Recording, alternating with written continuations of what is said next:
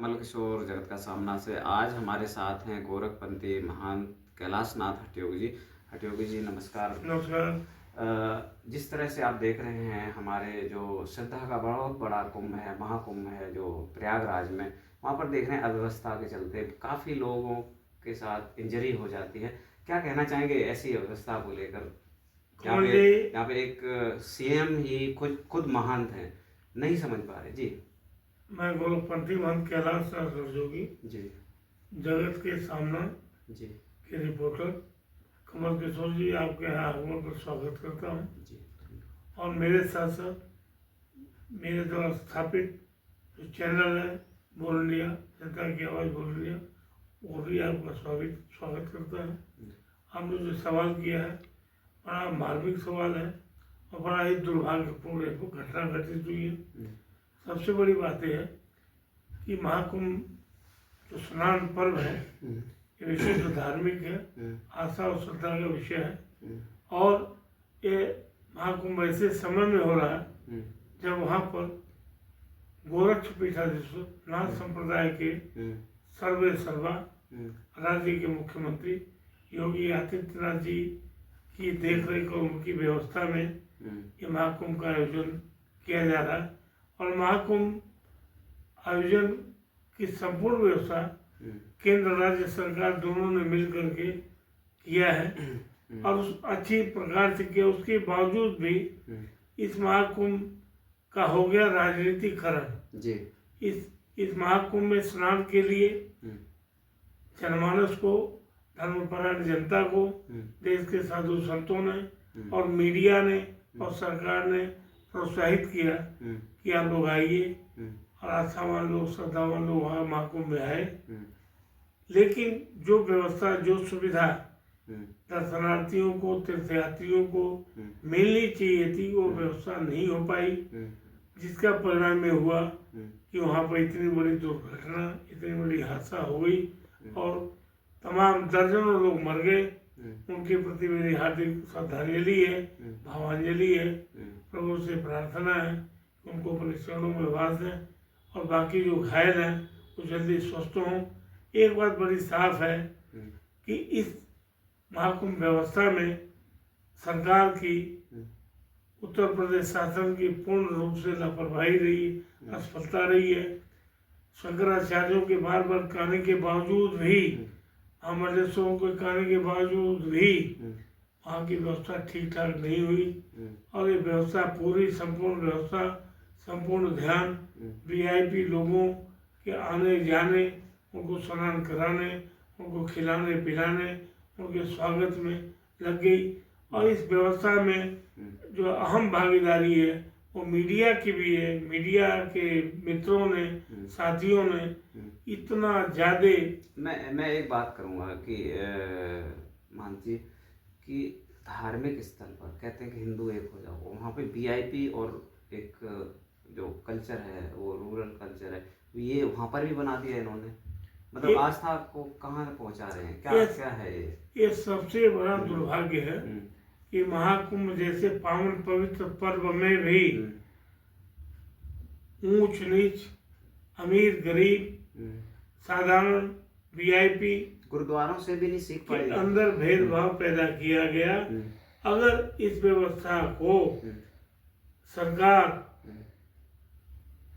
सिख समाज को, सिख पंथ परंपरा के लोगों को सौंप दी होती तो शायद ये घटना नहीं घटित होती। क्योंकि जिस सनातन, जिस हिंदू धर्म को, जिस परंपराओं को रक्षा के लिए गुरु गोविंद सिंह जी महाराज ने अपने 4 साहबजादों को कुर्बान किया, त्याग और तपस्या बलिदान का पंथ और परंपरा, सिख संप्रदाय पंथ परंपरा, उस परंपरा में सेवा भाव की भावना रोम रोम में व्याप्त है।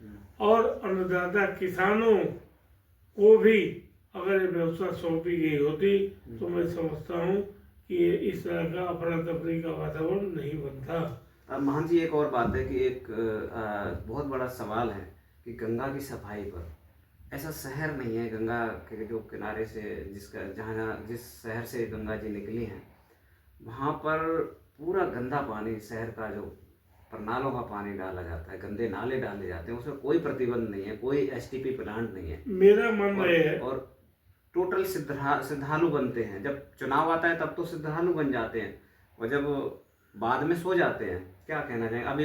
अभी यहाँ पर चुनाव है दिल्ली में जी, हरियाणा से पूरा गंदा पानी आ रहा है और दिल्ली में भी गंदा पानी किया जा रहा है, तो उस पर कोई एसटीपी प्लांट नहीं है, कहीं भी कुछ भी लिखने को नाम ले रहा है, और चुनाव के वक्त इनको गंगा जी यमुना जी गंदी दिखाई पड़ रही है जी। देखिए, मेरा मानना है कि धार्मिक मुद्दों का जो अपहरण राजनीतिक दलों ने, सामाजिक संगठनों ने, नेताओं ने किया है, इसी कारण से दवा देते गए दर्द बढ़ता गया। ईमानदारी की बात है, मतलब जितनी दवाई दी उतना दर्द बढ़ गया। ईमानदारी की बात है, डॉक्टर ठीक नहीं है कोई इलाज। ईमानदारी की बात है कि धार्मिक मुद्दों का हो गया राजनीतिकरण।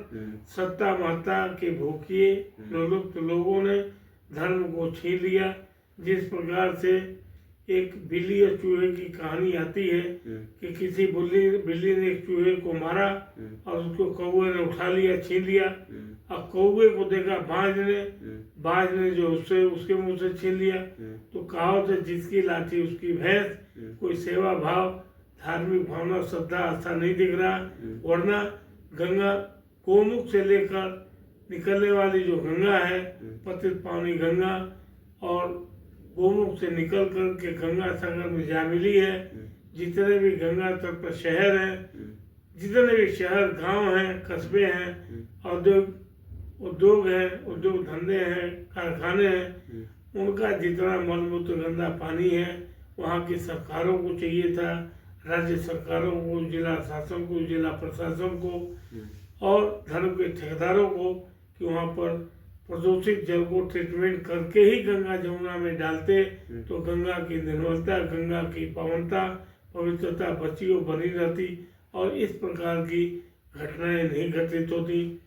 जैसा कि एनजीटी नेशनल ग्रीन ट्रिब्यूनल ने एक रिपोर्ट सबमिट किया कि गंगा का जल इलाहाबाद से लेकर के काशी तक आचमन करने योग्य नहीं है, नहाने योग्य नहीं है।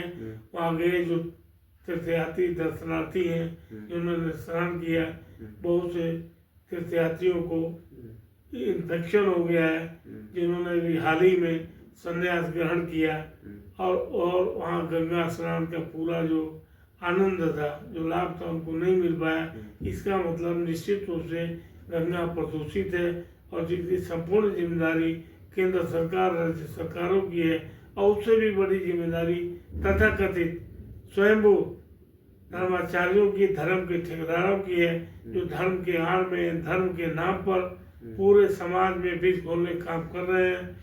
और उनकी मान्यता ऐसे लोगों की कि जो गंगा में नहाएगा वही सच्चा हिंदू है, वही सनातनी है। उन मूर्खों को, उन नालायकों को, उन मंद बुद्धि धर्म गुरुओं को मैं निवेदन करना चाहता हूँ कि अपने आचरण में, अपने व्यवहार में, अपने चिंतन में शुचिता लाएं, पवित्रता लाएं, मानवता के प्रति, समाज के प्रति, देश के प्रति एक अच्छा व्यवहार, एक अच्छा वातावरण, एक अच्छा संदेश देने की कृपा करें। ठीक है, जगत का सामना बात करने के लिए मैं बहुत बहुत धन्यवाद।